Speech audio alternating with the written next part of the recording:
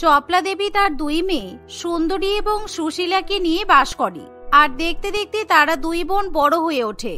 তাই তাদের মা এবার দুই মেয়ের জন্য বিয়ের সম্বন্ধ খুঁজতে শুরু করে। কিন্তু তার বড় মেয়ে ভীষণ পরিমাণে অহংকারী, আর তার সবসময় টাকা পয়সার দিকে ঝোঁক বেশি। তাই তার বিয়ের সম্বন্ধ জোটে ঠিক তার মনের মতোই। সুন্দরীর সঙ্গে বড়লোক অভিষেকের বিয়ে ঠিক হয়। অভিষেক ছিল শহরের নামকরা এক বিজনেসম্যান। অন্যদিকে সুশীলা নিজেই পছন্দ করে রাজের সঙ্গে বিয়ে করে। আর রাজ ছিল একজন মধ্যবিত্ত পরিবারের ছেলে। এভাবেই দেখতে দেখতে কিছুদিন কাটে। আর এবছরের শীতকালেই চপলা দেবী তার দুই মেয়ের ধুমধাম করে বিয়ে দেয়। বিয়ের পর দেখতে দেখতে 1 বছর কেটে যায়, আর আবার শীতকাল চলে আসে। উফ, বাতের ব্যথাটা কি পরিমাণে বেড়েছে। বাড়িতে একটা গিজার পর্যন্ত নেই যে জল গরম করব আর পায়ে সেক দেব। এই বাতের ব্যথা নিয়ে আমি আর নড়তে পারছি না, ভীষণ কষ্ট হচ্ছে। এখন যদি একটু মেয়েদের বাড়িতে গিয়ে থাকতে পারতাম তাহলে খুব ভালো হতো। এই কথা বলতে না বলতেই চপলা দেবীর বড় মেয়ে তাকে ফোন করে। আর তখনই চপলা দেবী মেয়ের কাছে দুঃখের কাহিনী শোনাতে শুরু করে। হ্যাঁ মা, বুঝতে পারছি তোমার বাতের ব্যথা বেড়েছে। কতবার বলেছি যে অনলাইনে ওষুধ পাঠাচ্ছি, তুমি খেয়ে নাও, দেখবে ঠিক হয়ে যাবে। কিন্তু তুমি তো আমার কথা শুনবে না। আর তোমার জামাইয়ের সময় নেই যে হাতে করে ওষুধ কিনে তোমার বাড়িতে গিয়ে দিয়ে আসবে। আমি একবারও বলিনি যে আমাকে হাতে করে ওষুধ কিনে দিতে হবে। আমি শুধু ভেবেছিলাম কিছুদিন তোর বাড়িতে গিয়ে থাকবো, কারণ তোর শ্বশুর বাড়িতে অনেকগুলো ঘর আছে তো, আর শীতকালে ওখানে তো আরাম বেশি। তাই যদি তুই একটু আমাকে নিয়ে যেতিস তাহলে খুব ভালো হতো। মায়ের মুখে এমন কথা শুনি সুন্দরী একেবারে আটকে ওঠে। কিন্তু সে নিজের মাকে মুখের উপর না বলতে পারে না। তাই সে তার মাকে শ্বশুর বাড়িতে আসতে বলে, যার ফলে চপলা দেবীও মনে মনে খুবই খুশি হয়। তাই ফোন রাখার পরেই সে তার ব্যাগপত্র গুছিয়ে ফেলে। সে ব্যাগের মধ্যে শীতের শাল, সোয়েটার ইত্যাদি সমস্ত কিছু গুছিয়ে নেয়। কিন্তু এমন সময় চপলা দেবীর ছোট মেয়ে সুশীলা মায়ের জন্য ওষুধপত্র কিনে নিয়ে আসে। মা, তুমি বলেছিলে না যে তোমার পায়ে বাতের ব্যথা বেড়েছে? এই নাও, আমি তোমার জন্য ওষুধ কিনে এনেছি। আর তোমার জামাইকে বলেছি এই মাসে মাহিনা পেলে তোমার বাড়িতে গিজার বসিয়ে দেবে, তাহলে তোমাকে আর ঠান্ডার মধ্যে স্নান করতে হবে না। তুই আমার জন্য ওষুধ এনেছিস, কিন্তু আমার তো এখন আর ওষুধের দরকার নেই, কারণ কিছুক্ষণ পরেই তোর দিদি এসে আমাকে ওর বাড়িতে নিয়ে যাবে। আর ঠান্ডার মধ্যে আমি এই বাড়িতে থাকতে পারছি না, আমার খুব কষ্ট হচ্ছে। তাই তোর দিদির বড়লোক শ্বশুর বাড়িতে গিয়ে একটু আরাম করলেই আমি ঠিক হয়ে যাব। মায়ের মুখে এমন কথা শুনে সুশীলার ভীষণ খারাপ লাগলেও সে তার মাকে তেমন কিছু বলতে পারে না। আর এভাবেই দেখতে দেখতে কিছুক্ষণ পেরিয়ে যায়, কিন্তু তবুও সুন্দরী তার মাকে নিতে আসে না। তাই এমন সময় চপলা দেবী আবার তার বড় মেয়েকে ফোন করে বলে, কি রে সুন্দরী, আমি সেই কখন থেকে তোর জন্য অপেক্ষা করছি, তাড়াতাড়ি আমাকে নিতে আয়। আর বলো না মা, তোমাকে নিতে যাব বলে বাড়ি থেকে বেরোচ্ছি, তখন দেখি আমার ননদ এসেছে। তাই তোমাকে আর নিতে যেতে পারলাম না। আমাদের গেস্ট হাউসে এখন ননদকে থাকতে দিতে হয়েছে, কারণ ওর ঘরে কাজ চলছে। তাই এখন শীতের মধ্যে তুমি এসে কোথায় থাকবে বলো তো? তাই তুমি এখন আর এসো না, বরঞ্চ তুমি একটা কাজ করো, বোনের বাড়িতে গিয়ে কিছুদিন থাকো, দেখবে তোমার আর তাহলে কষ্ট হবে না। এই বলে সুন্দরীর সঙ্গে সঙ্গে ফোন রেখে দেয়, যার ফলে চপলা দেবীর ভীষণই খারাপ লাগে। কিন্তু এখন যেহেতু তার কিছু করার থাকে না, তাই সে সুশীলা শ্বশুর বাড়িতে থাকার জন্য রাজি হয়ে যায়। আর দেখতে দেখতে কিছুক্ষণের মধ্যেই চপলা দেবী তার ছোট মেয়ের বাড়িতে গিয়ে পৌঁছায়। মা, আমার ঘর খুব ছোট, আমি জানি তোমার এখানে থাকতে অসুবিধা হবে। আমি আর তোমার জামাই তোমাকে খুব সেবা করব, তোমার কোনো কষ্ট হবে না। সে ঠিক আছে, কিন্তু তোর এই ছোট ঘরে আমি থাকবো কোথায়? একটা মাত্র খাট, তার উপর লেপ কাঁথা কম্বলগুলো সব তো ছেঁড়া, আমার তো ঘুমাতে খুব কষ্ট হবে। ঠিক এমন সময় সেখানে সুশীলার বর রাত চলে আসে। আর সে খুব হাসি মুখে শাশুড়ি মায়ের কথার উত্তর দেয়, আপনার শুতে কিংবা ঘুমাতে কোনো রকম অসুবিধা হবে না, কারণ সুশীলা যখন আপনাকে আমাদের বাড়িতে নিয়ে আসছে তখন আমাকে ফোন করে জানিয়েছিল, আর আমি সেই সুযোগে একটা কম্বলের দোকানেও চলে গিয়েছিলাম, আর আপনার জন্য নতুন কম্বল নিয়ে এসেছি। এই বলে রাজ তার শাশুড়ি মায়ের আরামের জন্য খাটের উপর নতুন কম্বল বিছিয়ে দেয়, আর খাটে তার শাশুড়ি মায়ের জায়গা করে দেয়। অন্যদিকে রাজ এবং সুশীলা মেঝেতে ঘুমানোর ব্যবস্থা করে।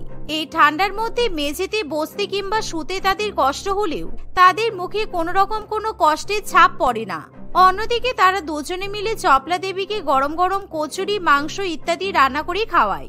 আর রাত্রিবেলা শোয়ার সময়, মা তুমি খাটে শুয়ে পড়ো, আমি আর তোমার জামাই মেঝেতে শুয়ে পড়বো।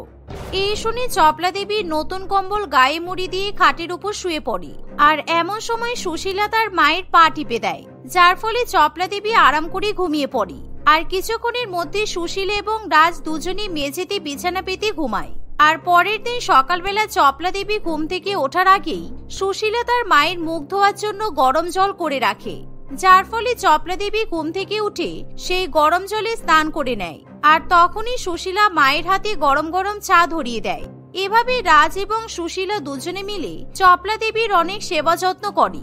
আর এরই মধ্যে সেই খবর যখন সুন্দরীর কাছে গিয়ে পৌঁছায়, আমার ছোট বোনটা ছোটবেলা থেকে খুব শেয়ানা, এই শীতের মধ্যে সুযোগ খুঁজছে কিভাবে মায়ের মন জয় করে সব সম্পত্তি নিজের নামে করে নেওয়া যায়, তাই জন্যই তো মায়ের এত সেবা করছে।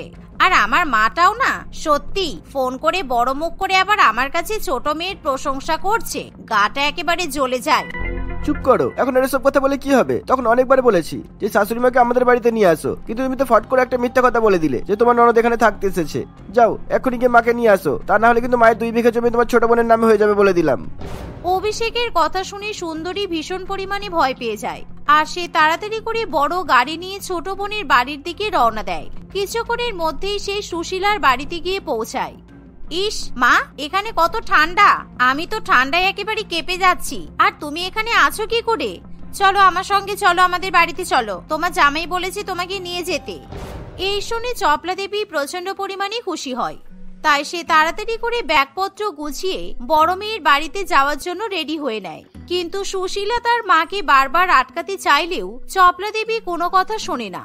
সে বড় মেয়ের সঙ্গে গাড়ি করে তার রাজপ্রাসাদের মতো বাড়িতে গিয়ে উপস্থিত হয়। আর যখনই চপলা দেবী সুন্দরীর শ্বশুর বাড়িতে প্রবেশ করে, তখনই সঙ্গে সঙ্গে সে গরম অনুভব করে। আহ, এই শীতের মধ্যে তোর বাড়িতে কি আরাম লাগছে রে। ছোট মেয়ের বাড়িতে খুব শীত, কিন্তু তোর বাড়ির মধ্যে এটা কি সুন্দর গরম। তোমার শীত লাগবে কেন মা? তোমার জামাই এই শীতের মধ্যে যাতে কষ্ট না হয় সেজন্য বাড়িতে পুরো সেন্ট্রাল হিটারের ব্যবস্থা করেছে, তাই আমাদের বাড়িতে শীতে কখনো কষ্ট পেতে হয় না। তোমার ছোট জামাইয়ের ক্ষমতা আছে নাকি বাড়িতে হিটার বসানোর? আজব কথা বলো তুমি। এই বলে সুন্দরী তার মাকে চুপ করিয়ে দেয়। আর সে তার মাকে গেস্ট রুমে থাকার জন্য বলে। আর সেদিন রাত্রিবেলা চপলা দেবী যখন গেস্ট রুমে ঘুমায়, তখন হঠাৎ করে তার পায়ে বাতের ব্যথা শুরু হয়। আর এমন সময় তার ছোট মেয়ের কথা ভীষণই মনে পড়ে, কারণ এতদিন ছোট মেয়ের বাড়িতে থাকার সময় সুশীলা প্রত্যেক দিনই তার মায়ের পা টিপে দিয়েছে। তাই এমন সময় চপলা দেবী তার বড় মেয়েকে ডাক দিতে শুরু করে। আমার এই বুড়ি মাটাও না যখন থেকে এসেছে আমাকে জ্বালিয়ে পুড়িয়ে খাচ্ছে। এই শীতের মধ্যে উনি এখন এই খাবেন না সেই খাবেন না, ওনার মনের মতো রান্না করে দিতে হবে।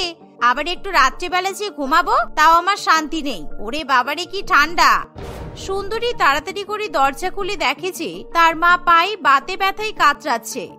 আমার পায়ে আর কোমরে ভীষণ ব্যথা করছে রে, একটু আমার পাটা টিপে দিবি, তাহলে খুব আরাম পাবো। আসলে সারাদিন ঠিক থাকি, কিন্তু রাত্রিবেলা যখনই শীতটা বাড়ে তখন আমার পায়ের ব্যথাটাও বেড়ে যায়। তুমি কি আমাকে তোমার চাকর পেয়েছো? সকাল থেকে তোমার পেছনে খাটাখাটনি করছি, আর এখন রাত্রিবেলা শোয়ার সময় তোমার পা টিপে দেবো? যাও চুপচাপ ঘরে যাও আর পেন কিলার খেয়ে ঘুমিয়ে পড়ো, দেখবে ঠিক হয়ে যাবে। আমাকে একদম বিরক্ত করবে না এত রাতে।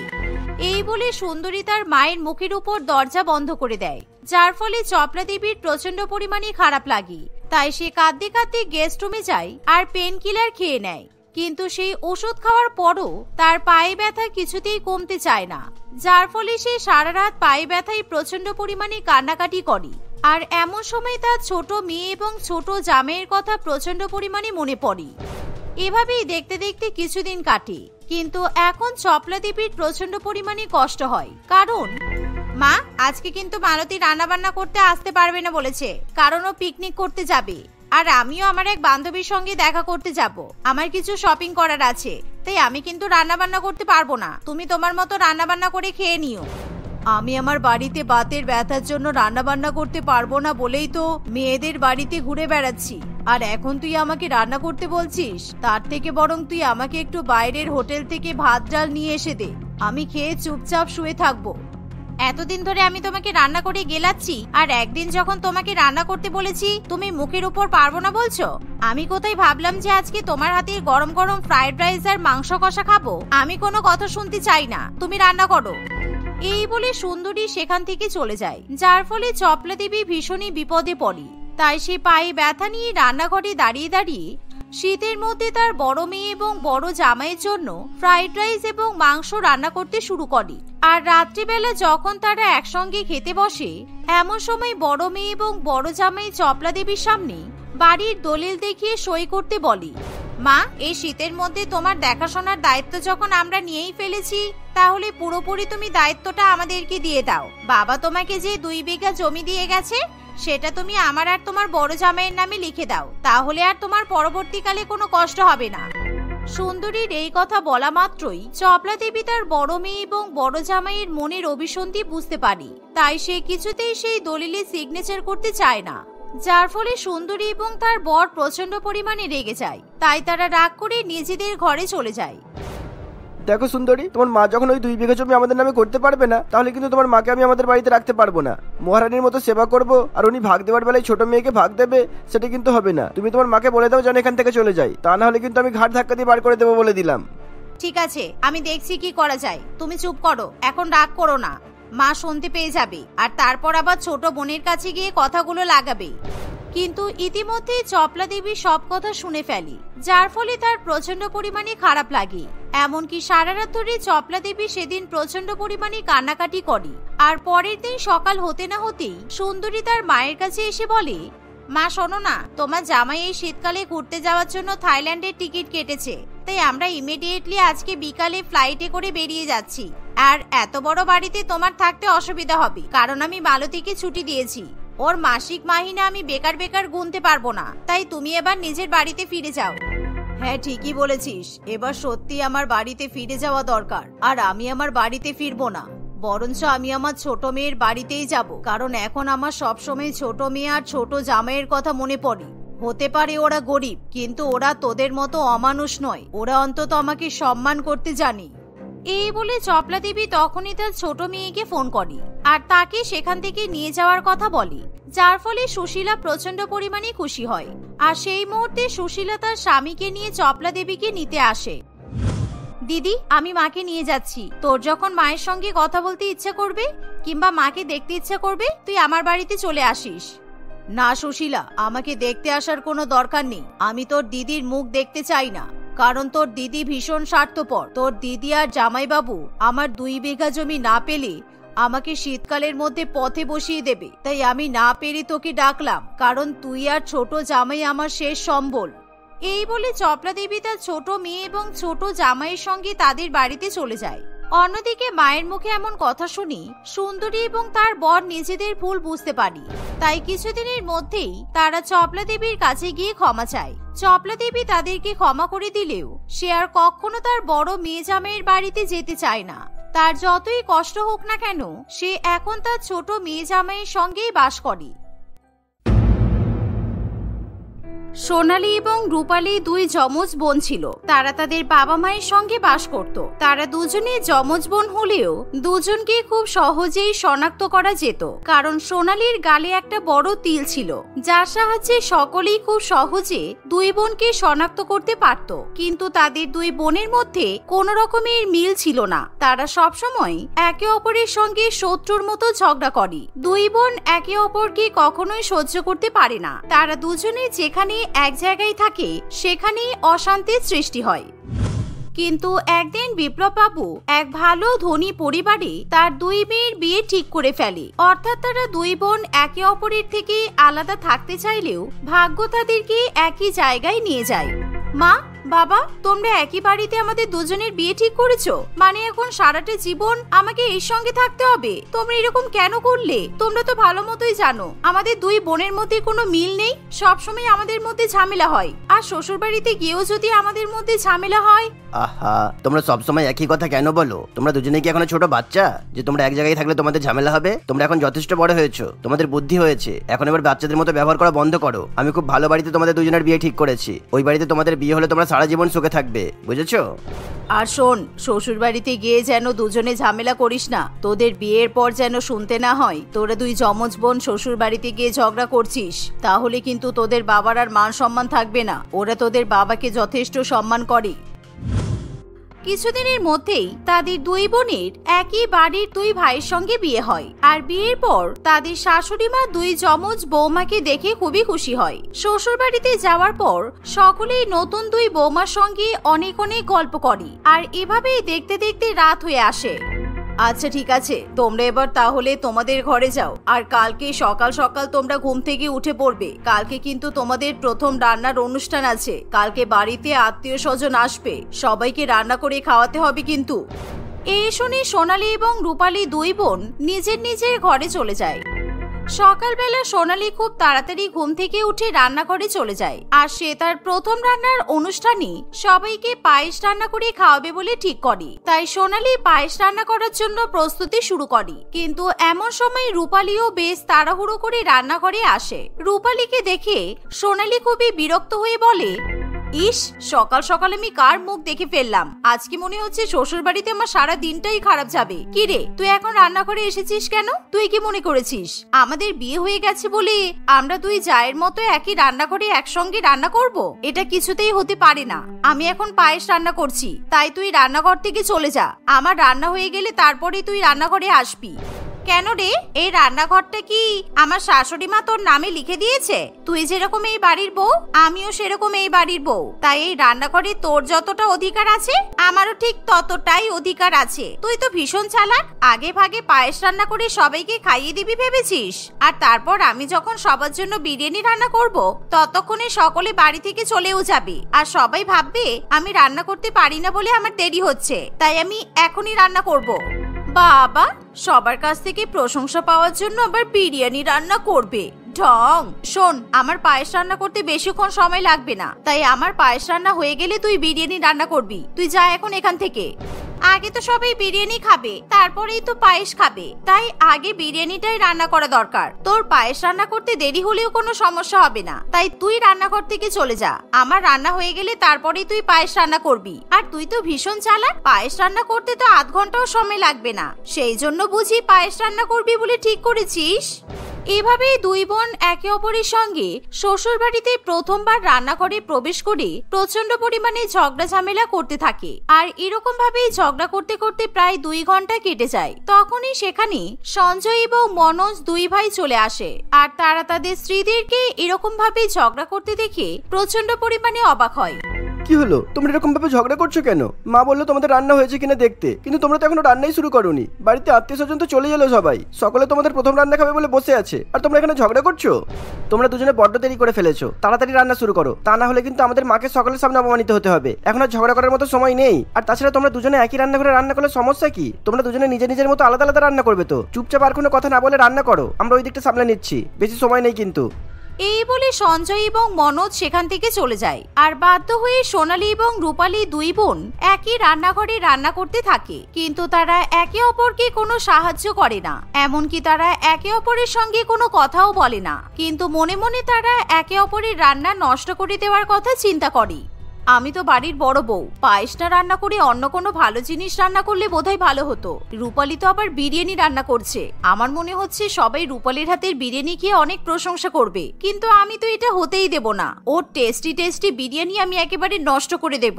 সুযোগ পেলে আমি বিরিয়ানির মধ্যে বেশি করে চিনি মিশিয়ে দেব, আর সবাই যখন ওর হাতের মিষ্টি বিরিয়ানি খাবে তখন থু থু করে ফেলে দেবে।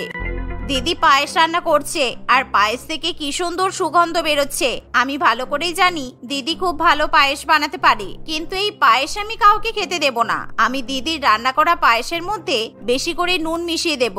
আজকে সবাই বাড়ির বড় বউয়ের হাতের নোনতা পায়েস খাবে, আর তখন সবাই আমার হাতের বিরিয়ানি খেয়ে আমার প্রশংসা করবে। সোনালীর তাড়াতাড়ি পায়েস রান্না হয়ে গেলে সে নিজের ঘরে তৈরি হতে চলে যায়। আর এই সুযোগে রূপালী সোনালীর রান্না করা পায়েসের মধ্যে বেশি করে নুন ঢেলে দেয়। আর অন্যদিকে রূপালীর যখন বিরিয়ানি রান্না হয়ে যায় সে তৈরি হতে নিজের ঘরে চলে যায়। আর তখনই সেই সুযোগে সোনালী রান্নাঘরে এসে রূপালীর বিরিয়ানির মধ্যে বেশি করে চিনির গুঁড়ো মিশিয়ে দেয়। এর ফলে বিরিয়ানি এবং পায়েস দুটোরই স্বাদ পুরোপুরিভাবে নষ্ট হয়ে যায়। কিছুক্ষণ পর বাড়ির দুই নতুন বৌমা সকলকে বিরিয়ানি এবং পায়েস পরিবেশন করে। প্রথমে সকলে রূপালীর হাতে তৈরি বিরিয়ানি একবার করে মুখে দিতেই সেই বিরিয়ানি উগড়ে ফেলে দেয়। এ কি বৌমা, তুমি কি বিরিয়ানি রান্না করেছো? বিরিয়ানিটা তো মিষ্টি কেন? দেখে তো মনে হচ্ছিল বিরিয়ানিটা খুবই ভালো খেতে হবে, কিন্তু বিরিয়ানিটা পুরোপুরি ভাবে মিষ্টি। ছি। শাশুড়ি মায়ের এই কথা শুনে রূপালী প্রচন্ড পরিমাণে অবাক হয়, আর সে খুব ভালো মতোই বুঝতে পারে নিশ্চয়ই সোনালী তার বিরিয়ানি নষ্ট করেছে। কিন্তু সোনালী তখন খুবই খুশি হয়ে বলে, আসলে আপনারা কিছু মনে করবেন না, আমার বোন মাঝে মধ্যে নুন আর চিনির পার্থক্য করতে পারে না, ও সবসময় নুন আর চিনি গুলিয়ে ফেলে। আসলে আমার বোন খুব একটা রান্না বান্না পারে না, তো বাড়িতে বেশিরভাগ রান্না বান্না কাজকর্ম আমিই করতাম, কিন্তু ভুল যখন করে ফেলেছি এখন তো আর কিছু করা যাবে না। আপনারা আমার হাতের পায়েস খেয়ে মিষ্টি মুখ করুন। এই শুনে সকলে পায়েস খাওয়া শুরু করে, কিন্তু সেই পায়েসে এত বেশি পরিমাণে নুন থাকে যে সকলেই থুতু করে সেই পায়েস মুখ থেকে ফেলে দেয়। আরে তোমরা দুই বোন কি করেছো বলো তো? এই পায়েসে এত বেশি পরিমাণে নুন দিয়েছো কেন? একজন মিষ্টি বিরিয়ানি রান্না করেছো আর একজন নোনতা পায়েস। তোমরা দুজনে একে অপরের সঙ্গে ঝগড়া করতে গিয়ে নিশ্চয়ই গন্ডগোল করেছো। তোমাদের জন্য আত্মীয় স্বজনের সামনে আমাদের মান সম্মান শেষ হয়ে গেল। আজকে প্রথম দিন, যা করেছো করেছো, দ্বিতীয় দিন যেন এরকম কখনো না হয় বলে দিলাম। সোনালী এবং রূপালী মাথা নত করে চুপচাপ দাঁড়িয়ে থাকে, আর তারা দুজনেই একে অপরের উপর প্রচন্ড পরিমাণে রেগে যায়, কিন্তু কারোর সামনে তারা কোনো কথা বলতে পারে না। এরকম ভাবে সময় কাটতে থাকে। দুই বোন যখনই রান্নাঘরে রান্না করতে যায় তখনই তাদের মধ্যে ঝগড়া বাঁধে। এমনই একদিন সন্ধ্যাবেলা সোনালীর খিদে পায় বলে সে রান্নাঘরে গিয়ে নিজের জন্য স্যান্ডউইচ বানাতে শুরু করে, আর ঠিক তখনই রূপালী সেখানে আসে। দিদি, তোর কি নিজের ঘরে থাকতে ভালো লাগে না? যখনই আমি রান্নাঘরে আসি তখনই দেখি আগে থেকেই তুই রান্নাঘর দখল করে দাঁড়িয়ে আছিস। তোর বুঝি রান্নাঘরে থাকতে বেশি ভালো লাগে? সরে যা, আমার খিদে পেয়েছে, আমি এখন ম্যাগি বানাবো, তুই এখন রান্নাঘর থেকে চলে যা। কেন? তুই বললেই কি আমি রান্নাঘর থেকে বেরিয়ে যাব? আমার যতটা সময় লাগবে আমি সেই সময়টা নেব, তারপর আমি চলে যাব। তোর কথা শুনে আমি রান্নাঘর থেকে বেরিয়ে যাব না, দেখতেই তো পাচ্ছিস। এই স্যান্ডউইচটা খেয়ে তারপরেই আমি এখান থেকে যাব, না হলে নয়। কেন? রান্নাঘরটা কি খাবার খাওয়ার জায়গা? এখানে মানুষ রান্না করে, এখানে দাঁড়িয়ে দাঁড়িয়ে খাবার খায় না। তুই তো এই স্যান্ডউইচটা বাইরের টেবিলে বসে কিংবা নিজের ঘরে গিয়েও খেতে পারিস। তুই হয়তো ভুলে যাচ্ছিস এখন আমরা শ্বশুর বাড়িতে আছি, আর শ্বশুর বাড়িতে শুধুমাত্র নিজের জন্য রান্না করে একা একা খাওয়াটা ঠিক নয়। কেউ দেখলে তো ভাববে আমি বাড়ির বউ হয়ে নিজের জন্য স্যান্ডউইচ বানিয়ে খাচ্ছি, কিন্তু অন্য কাউকে দিচ্ছি না। তাই আমি স্যান্ডউইচটা রান্নাঘর থেকে খেয়ে তারপরেই যাব।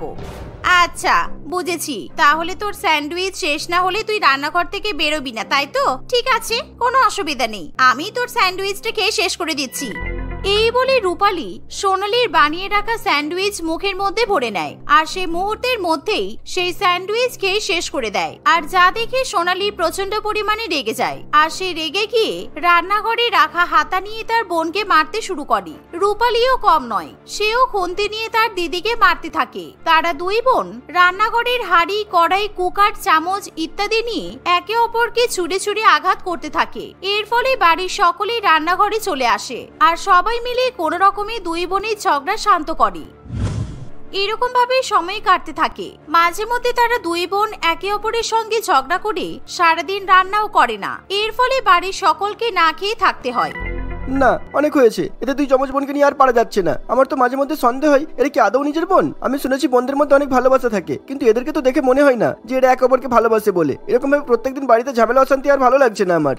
না রে দাদা, তুই ভুল বলছিস। ওরা কিন্তু একে অপরের সঙ্গে ঝগড়া করলেও ওরা দুই বোন কিন্তু একে অপরকে অনেক ভালোবাসে, কিন্তু ওরা সেটা কখনোই প্রকাশ করতে চায় না। আর এখন আমাদেরকে এমন কিছু করতে হবে যাতে ওদের দুই বোনের মিল হয়ে যায়, আর ওরা একসঙ্গে মিলেমিশে থাকা শুরু করে। আর আমার মাথায় কিন্তু একটা দারুণ আইডিয়াও এসেছে।